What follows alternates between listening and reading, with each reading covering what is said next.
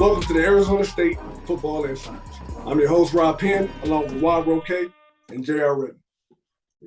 Last week, we went down to Stillwater and took an L. Juan, what did you see about last week that we need to tune up going forward into the season? Well, without question, when you see the game in different phases, the beginning, we could call the middle, and the end. Beginning and the end were not bad, I have to admit. They were toe-to-toe with Oklahoma State. I don't think that anyone that saw that game would say that Oklahoma State was superior to us talent-wise. We were matched pretty evenly well. It came down to the little things. It came down to blocking. It came down to tackling. And the most important thing and the biggest issue I saw was penalties. Guys, you can't be penalized 10 times for 95 yards and expect to win a football game. It's just not going to happen. To me, the turning point in this football game was in the second quarter. We had them 2nd and 10 on the 50-yard line. Everything was clicking. Things were going good. All of a sudden, Joe Moore gets a roughing the passer that was so unnecessary, pushing the quarterback, Spencer Sanders, out of bounds. Flags go flying. Instead of 3rd and 10 on the 50, guys, with the chance to get the ball back, now we're 1st and 10 on the 35. They scored 3 plays later. It's 14-3. The Cowboys did not look back after that. Penalties are critical because they usually come at the most wicked times in a football game. It is the most selfish thing you can do to get a penalty on the sideline. Guys, we've seen this time and time again. Everybody knows the flag's going to get thrown. No one's going to get away with it. But I will say this. If this team could figure that out, along with offensive line play, they have a shot at being decent. I'm not going to say they're going to be great, but they got a shot at being decent. But you can't have those breakdowns. You can't have your quarterback running for his life. You know, people were criticizing, why aren't they throwing more? Why isn't Emory Jones throwing the ball? Well, guys, when he's running with it for his life, every time he steps back to throw the football, and you got that number 89 breathing down his neck every time we're trying to run the ball, or it's offensive line play. We got to get that cleaned up. You got one last game before the real gauntlet starts in Pac-12 play. But overall, I think the effort was there at times, wasn't there at others. We expected the defense to carry the team. I feel they did to a point. But again, it's the little things. Well, what I saw for the most part is they couldn't stay on the field. You know, so many 3-and-outs. Opposed to Oklahoma State. You know, man, they ran up some yards last week. What do you think about that defense? I think Oklahoma State's defense definitely played like a top 11 defense. Our defense, actually, when you look at the numbers, we on offense were, I believe, 2 of 10 for third downs. Let me just double check that little number for you. No. We were 2 of 13, guys. You're not going to win a football game doing that. However, our defense held them to 6 of 15. That's 40%. An offensive barometer, usually you want over 45%. On paper, the defense held. They did their jobs when they were supposed to, but there's some other things that were problematic with our defense. One was their running back average 4.9 yards a carry. He had over 130 yards. Not going to win a football game doing that. So there's some good and bad. There's some things that we can take from this. But it's clear that ASU needs to clean it up offensively. They got to find a way to move those chains. Remember when we talked about the key to the game last week? I said they had to slow the tempo down. They had to get first downs, give the ball to Validate, give the ball to Ngata, get those get into 2nd and 4, 2nd and 3. It didn't happen. We were in 3rd and long a lot of the times. Again, converting only 2 of 13. But yet we're still in the football game for the most part for a good 2.5 quarters. So if they can clean those things up again, they got a chance to be decent.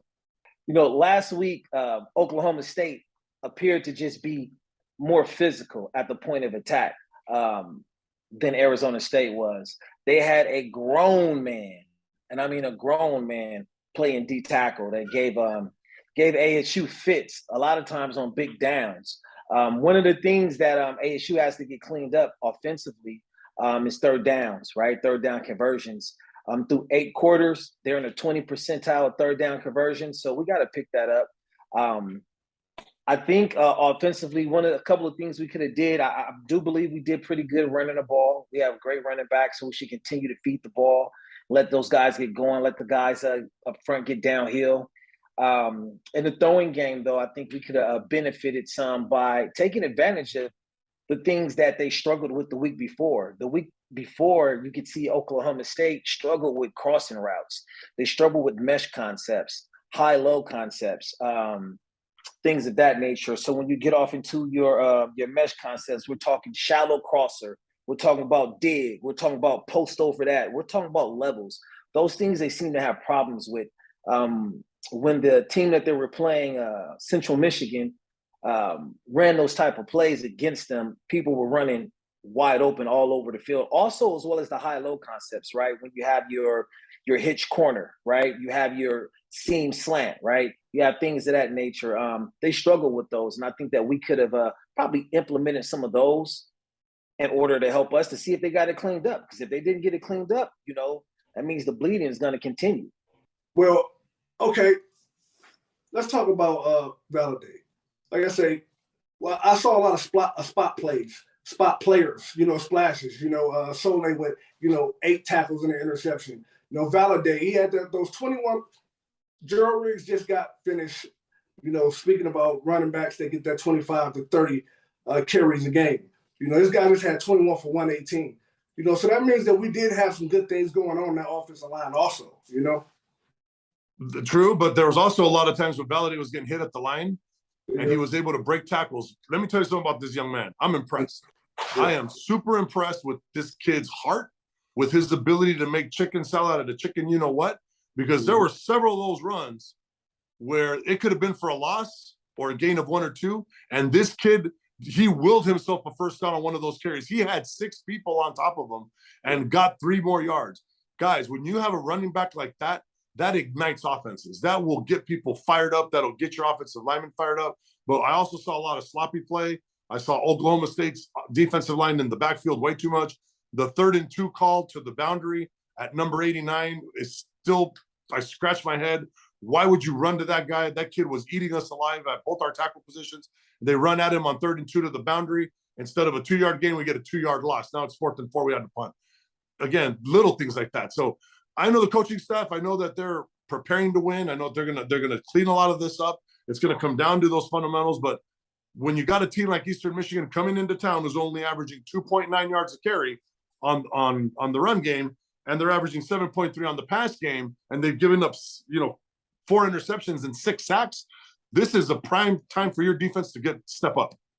For the Arizona State Football Insiders, we'd like to welcome former Arizona State Senator Gerald Riggs. How you doing, sir?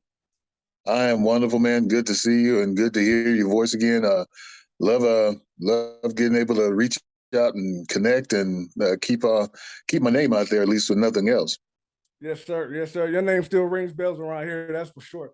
Especially when we talk about the Magic 1981 season. I want to know, what is your most memorable about that season? Oh my gosh, man! I guess more than anything, I just think about the guys that I played with. Some of the coaches, some of the relationships that I made. Some of the things as far as football is concerned, they're so foggy in the past. I've done so much and I've been through a lot, and that's one of the things that I have been really trying to emphasize with some of the players and guys that I played with about getting themselves some care, because we don't oftentimes remember all those things that went on. It's spotty at best, but I'm in that category of trying to constantly trying to have things to remind me of some of the things that I've been through or have done. I look at some old scrapbooks or pictures, and it'll bring some things back to memory. So I'm sorry I couldn't answer your question to its fullest, but mainly, like I said, some of the coaches and players and people like that I do remember. Gerald, you're a legend, obviously, at Arizona State. I knew your name as a freshman coming in, 18-year-old kid in 1992. You made your mark on our university and its football program. As you've gone on with your life, and you ran for over 8,000 yards in the NFL. Obviously, like you said, you took a lot of hits. You pounded your way through the league for those 10 seasons. What was different about the running back position then, as you see it today? Anything that you can lend some insight on? Because, like you said, you're now dealing with a lot of the after effects. What do you see today that's evolved, or that's better, or that's maybe even worse when you look at running backs now compared to back when you played? I think that a lot of the running backs during my era were we would have to be called full service backs. we didn't come off the field oftentimes when it came to, different play sets or different formations or whatnot. We had to do we had to how to run the ball. We had to block, stay in on pass coverages, and then we had to run out and catch passes. So we were full service backs. We did it all. It wasn't a team full of specialty guys. If you were a specialty guy as far as a running back is concerned, you were basically running kickoffs, or maybe catching a punt or something. But otherwise, in order to be in the backfield at that level and play for any length of time, you better be able to do it all at one time. What would you say your biggest strength was? Obviously, you were a power runner. You ran people over. You bulldozed your way through that line of scrimmage. I saw some of your highlights where once you hit that gap and you get in that second level, you were looking to knock someone on the rear end. And that style of play how is it so much different from today? What is it that you see that's changed in the game that went from a running back, like you said, full service back, physical, strong, to what we're seeing today? First of all, I think my biggest asset was that I had the opportunity to play both positions, tail and fullback. Most guys just come out and they just, they're pretty much relegated to being one. It's just they want to say they're just a running back. But we, with having an opportunity to be a fullback and being that guy right up into action and understanding the blocking, understanding how quick the holes open up and close, and the different angles that I had to go at as a fullback really helped me out tremendously when I went back to tailback, as I was a tailback coming into college, and then Frank Kush made me a fullback. And then I went back to basically running back when I got to the NFL. I think the thing that's most missed about some of these guys now is that there's really no, how can I say it, the bell cow back, the guy that just going to take the ball and run 35 to 40 times if need be. It's almost kind of like they're on a snap count or something. It's like, hey, when you get about 25 times, let's start getting the ball in the air. Let's throw the ball around some. We don't want to wear our guy down. They didn't care about us being worn down. We had to be out there and wear it down. We had to carry that ball, 30 plus times a game, and you don't see guys doing that very often. Very, very few times. If you watch any game throughout the season, where you see a guy get up that high 25, 30 plus times carrying the ball. So maybe it's because of I think, and I'm not going to, it's no disrespect to the guys, it's by saying that the quality of back is not the same in terms of the durability. I don't think that sometimes often guys get that opportunity to show how durable they are, because they're everything is so much predicated around the passing game and stretching the field and trying to either score quick or whatever it is. There's no, like I say, that running back that the clock back. It's like giving the ball. Let's run the clock. Let's keep things going. Offensive line. Let's fire off the ball. Too oftentimes, I think the offensive lines they get too used to backing up because of pass sets, and not really getting that opportunity to run the ball like they want to. So, obviously, I have a lot of memories about what brought me to Arizona State, and you're at a Bonanza High School in Las Vegas, but originally from Toulouse, Louisiana, right? Uh-huh. Cajun, right? A raging Cajun. So, what do you remember about 18-year-old Gerald Riggs? You were recruited by Frank Kush, and to me, that's speaks for itself. That Coach Kush came and recruited Gerald Riggs out of Bonanza High School in Las Vegas, Nevada. Do you have any specific memories of what made you become a Sun Devil, Gerald? What was it that was about Kush and ASU that drew you in? Well, we were fortunate to be able to. We were, been there in Las Vegas. We weren't getting. Well, I should say we got at the time it was a Pacific 8. We got those UCLA, USC games. But we got a lot of WAC games at the time, and Arizona State and University of Arizona were in the WAC conference. And I watched that program for a couple of years, actually, in high school, and not really probably at the time, 18, I was looking to doing some other things, I guess, in life. But when I realized that I had the ability to go in and play football in college, and then the recruiters started to come, and that was a big deal. But when Frank Kush came to my house, I spoke to my mom and talked about the program and what he was all about, and understand it was you heard all of the things about him, how tough he was, and how brutal a coach he could be, but at the same time, it was something that I really felt at the time at 18, I needed that. I needed a stronger figure, a stronger male figure in my life to come along and really coach me and help me understand it, because I'd really at that time at 18 only played really 1 year of football, so it was all still new. So I was still kind of like that whitewashed board that needed to be cultivated and taught and brought along in a way in which I could understand the game, and even from a mental standpoint, it was a big factor in my life to be in a program where that discipline and structure was probably the main thing that brought me there, along with Frank Kush, because as he told my mother at the time, yeah, you've seen me be hard on some guys, but I'm only going to be hard as him, harder on Gerald as he is himself, in terms of me learning or not learning or being difficult to coach. And I was coachable at the time, so we didn't have any problems. How about that first camp to Arizona? I was fortunate enough to go up the mountain. What was that? What was your first camp like up there, when you get with all the veterans and realize, I'm in Division I football now? Yeah, man, I tell you what, when I came in there, and I'll never forget, Mark Malone was our quarterback, and I was in on my first opportunity to get in on a play, and it was that first week of camp to Arizona there, and I missed a block, got Mark just totally smashed, and Frank Kush came up to me after practice, and he just looked at me and said, "Riggs, you're going up the mountain after that. You're not going to miss that block again. So you're going to go up the mountain after practice." And I stood there and I looked all the way up that trail, and I said, "Oh my God, this was going to be like the next 4 years. I don't know if I'm going to make it." But as it went, I was in on the. I think we called that play a couple more times in practice, and he made sure that I was in there at the time when the play was called, and I never missed another block again. And I never.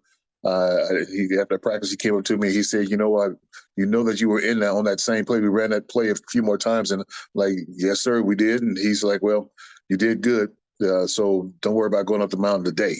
Not, just today. It was almost like to say that, yeah, just today. It was almost to say, what, yeah, you're going to have another chance, but just not today. And that was it. And as a matter of fact, heck, I came in and I got a chance to play and start, and from that point on, I never lost my position the rest of the time I played football. Well, one last thing about Arizona, because obviously this is what I would now call Sun Devil lore, Gerald. Tell us about them 3-a-days, because this is something people you usually bring up about Coach Kush, but I've never had a chance to actually ask a former Kush player, were there 3-a-days? Was it really three actual practices, or how did that break down? Newsflash, there was no folklore. Okay, it was 3 practices a day, and we were legit practice. Well, they weren't all in pads. The morning practice was pretty brutal and tough. Getting straight up out the bed and going out there on the field, practicing on the field in the cow pies and all that stuff. But then the afternoon practices were mainly geared around a little passing. It wasn't as much hitting going on. It was kind of like the prelude to the evening practice, and the evening practices it was pretty much all hands on deck. It was very physical practice, and that's the way it was. But yeah, we did have 3 practices a day, every single day up there for a couple of weeks. Yeah, because nowadays they don't even do 2-a-days anymore. See, I did 2-a-days. They don't even. You guys did 3-a-days. Now. Yeah. They only go up for 1 day. So. I laugh. I really do. I laugh because these guys here, they only have 3 preseason games now, I think it is, and then I look at practices where they're only allowed to hit so many days a week, like 1 or 2, and even in training camp, it's like every fourth or fifth practice they can hit. They can, otherwise they're just running around in shorts and tagging each other and all that sort of stuff. I can understand, the factor of, you want to try to, you say you want to have these guys last longer and not go through any, the different concussion protocols or having things like happen or crazy injuries. But to me, in reality, that means that these guys are not conditioned enough to take on the hitting. There's going to be a lot more injuries because these guys are not really, they're just not in shape for it right away. Even if they go through a training camp, our day of playing, and certainly back in the 80s and 70s, and guys a little before me, training camps were tough for a reason.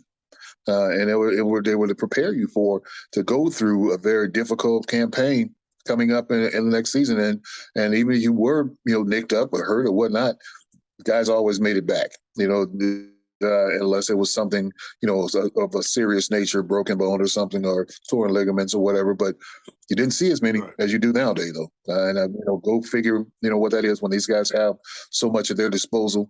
The training facilities, the training programs, the trainers, the masseuse, all these things, whatever. They got everything at their disposal, and they're still getting hurt a lot more than we did. I really appreciate you taking out the time to come to One Man and share your thoughts with us. Thank you. Yeah, Joe, from a young guy that came in after you did, just know that you set one hell of a foundation for us, and hopefully we were able to live up to that when we played, because guys like you are literally the heart and soul of ASU football, and what you guys established in those late 70s, early 80s, for us to be able to carry that torch and pass it on. You're like a big brother to me, man. We're family, and thank you so much for taking the time. My pleasure, guys, and I look forward to doing it again. Just give me a call anytime you guys want to do something, or something comes up. We can talk about and have a little fun with too, because I still can cut up with the best of them. So, all right, cool. Forks up, baby. Baby. Yes, sir. See you guys, baby. Forks up. So going forward, Eastern Michigan, pretty much a tune-up game. What exactly do they need to tune up? What do you see? I think that they need to go and dominate this football game, period. On the defensive line, they need to find that pass rush. They had 0 sacks last week. They had 4 quarterback hurries. I don't even know what the hell quarterback hurry is anymore, guys. They keep stats on the weirdest things. What the hell is the QBH? I don't know. You made them throw faster? What was the deal? But anyway, they had 4 quarterback hurries, but they had 0 sacks. We never threatened Sanders the whole time he was in the pocket. Eastern Michigan has given up 6 sacks. So this is the opportunity for these D linemen to get in there, cut their teeth, get to that quarterback. Our linebackers have a chance to make some tackles. Again, 2.9 yards a rush. What is that telling us? That Coach Hendo can pretty much sit back in coverage when they're only averaging 7.2 yards and get that front 6, front 7, get them cranking, get them to move these Eagles backwards. And offensively, I'm going to say the same thing I said last week. Move the chains. Get into the second and short, 2nd and 3, 2nd and 4. How do you do that? Give the ball to Validate. Let him eat it up. Let him get going. Open up that play action game. Get a little bit more protection for Emory Jones, and find 5 offensive linemen that are consistently going to block. If we can block for Jones, if they can keep that kid upright, they're going to be just fine. If he's running for his life every time he goes back to pass, it's going to be a long season, because we haven't even started to touch the talented defenses we're going to face yet. J.R. Redmond, the keys to victory. I think this week ASU has definitely got to mix it up, but definitely have to run the ball. We have to run the ball. We have to establish the run. We got some good running backs. And they do a good job of sticking their foot in the ground, getting north and south, and getting the yards that are there to get, as well as fighting to get those extra yards when they can. So we definitely can't abandon the run game. I think run after catch in the passing game and in the run game is going to be huge. We're dealing with a defense that is not a great tackling defense. They missed a lot of tackles in the previous game, which caused first downs and even touchdowns. So we definitely will rack up a lot of yak yards this week, yards after contact, both the running backs as well as the receivers. Defensively, I think we should be able to shut down the run game. We have a great set of linebackers, read, react, and tackle. They play sideline to sideline and can get downhill as well as cover. And are pretty good tacklers. So I believe from a run game standpoint, defensively, we'll be fine. We'll hold up. We got to find a way to get pressure. We got to find a way to get pressure in the passing game. We have to create hurries. We have to discombobulate the quarterback. We can't let him just sit there and sit on the mark. Because if he does, he will deliver some balls. He throws a pretty good ball. He has a couple good wide receivers. One in particular, number 4, Badu. That guy's vicious. He gets it done.